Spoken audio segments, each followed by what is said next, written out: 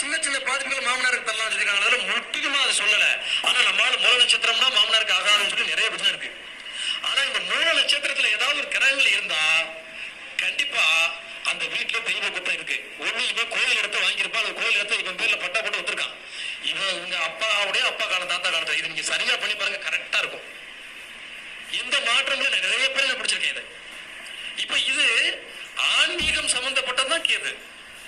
அப்ப இந்த கேதுவோட சம்பந்தப்பட்ட கிரகங்கள் இருக்கக்கூடிய கிரகங்கள் பாதிப்புகளை தருதா இல்லையா? உண்மை. அதுக்கு என்ன சார் பரிகாரம்? சார் இவ்வளவு சொல்லிட்டீங்களே, இப்ப இவ்வளவு பிரச்சனை இருக்கு, இதுக்கு என்னதான் பரிகாரம், என்னதான் செய்யலாம்? நீங்க ஒண்ணுமே இல்லைங்க. நீங்க இருக்கக்கூடிய வீடு இடம், நம்ம இருக்கக்கூடிய இடத்துல ஏதாவது சிவன் கோயில் இருக்கான்னு பாருங்க. அந்த சிவன் கோயில்ல 9 நவக்கிரகம் இருக்கான்னு பாருங்க.